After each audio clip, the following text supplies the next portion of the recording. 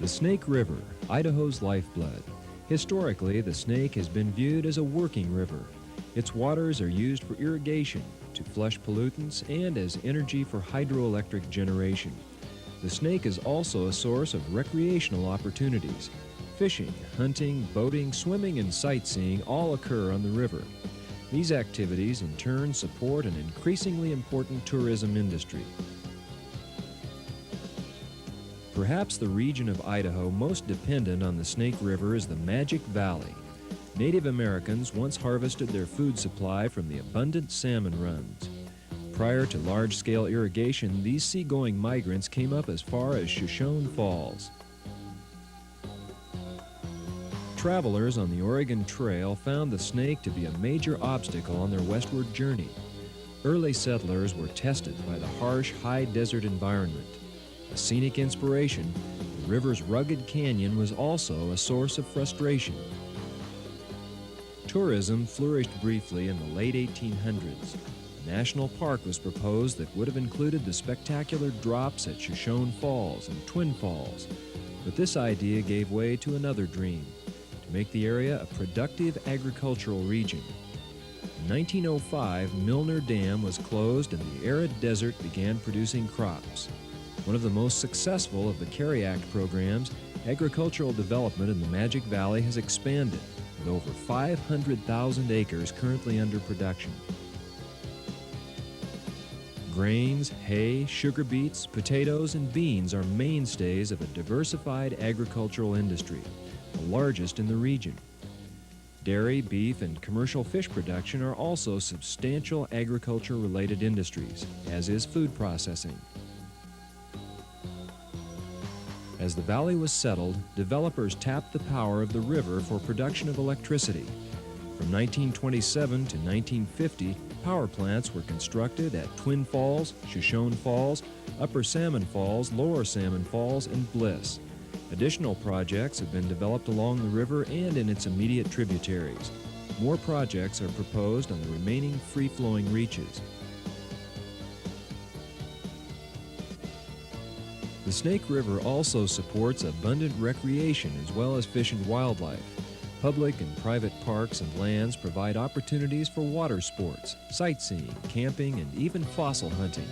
The unique geology of the area created unusual and spectacular scenery. Fish and wildlife resources include the white sturgeon, the largest freshwater game fish in North America. This primitive giant is making its last stand upstream from Bliss Dam. Trout, bass, and the unique Shoshone sculpin also inhabit the Snake and its tributaries. Abundant waterfowl and a variety of upland birds, raptors, and mammals await visitors. Wildlife management areas are located near Niagara Springs and Hagerman. Agriculture and inexpensive electricity spurred economic growth in the Magic Valley. Unfortunately, they came with a cost. Complete diversion of the Snake River at Milner Dam leaves the channel virtually dry during the irrigation season. Inflows of spring water upstream from Twin Falls and Shoshone Falls are routed through powerhouse penstocks. This leaves the Niagara of the West exposed as bare cliff. A natural wonder that once attracted people from all over the world now leaves visitors disappointed. Agricultural return flows re-enter the river carrying silt, nutrients, and pesticide residues. Cleanup projects such as the Rock Creek program have made strides toward improving water quality, but more work is needed. In recent years, the expanding aquaculture and dairy industries have increased the load of nutrients and other pollutants entering the river. Small hydroelectric plant return waters take water away from the filtering cliffsides and riparian areas. This allows sediment plumes to develop. Treated sewage effluents from adjacent towns also contribute nutrients to the river. These demands, along with a prolonged drought, have accelerated the degradation of water quality. The Thousand Springs, once a source of clean, fresh water from the Snake River aquifer. Now it is largely tapped for aquaculture. Nutrient stockpiling and increased summer temperatures result from low flows and water impoundment. This creates optimal conditions for unhealthy algae blooms and excessive plant growth. Idaho's working river is being overworked. decline in water quality on the Snake has affected the Idaho public. Recreation was severely limited during 1990. Many tourists cut visits short. They found fishing, boating, water skiing, and other activities either unpleasant or impossible. Area businesses lost income. Local citizens are insisting something be done to protect and improve the Snake River. During Water Resource Board hearings, an overwhelming majority of people supported full protection for the Middle Snake. Magic Valley residents believe the quality of life in the region is closely tied to the river corridor. They have joined together to do something about it.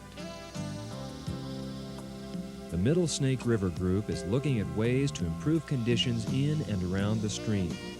Through fact-gathering, study, and public information efforts, the group is working toward its ultimate goal, creation of a coordinated management plan for the Middle Snake River. This plan will take into account potential conflicts among uses and attempt to develop solutions. Maintaining the public interest is primary to the group's mission. The member counties of Gooding, Jerome, Twin Falls, and Lincoln are committed to enhancing the values of the river while maintaining existing uses. This objective can only be attained through cooperation among the key players: farmers, industry, public agencies, elected officials, and the public. Positive change can be achieved. The Rock Creek and Crystal Lake programs have brought about significant improvements. Current water quality studies will help identify and evaluate problem areas. Not all of the challenges are past and present. Several new hydroelectric plants have been proposed on the Snake. The cumulative effects of these projects would be far-reaching. Relicensing of existing hydro plants will occur in the near future. Their operations may be modified to benefit the river. Several salmon stocks may be considered for endangered species listing. This could force changes in river management. A natural attraction may affect the river. The newly designated Hagerman Fossil Beds National Monument will likely bring tens of thousands of new tourists to the region. Plans must be developed to effectively deal with the expected influx of people.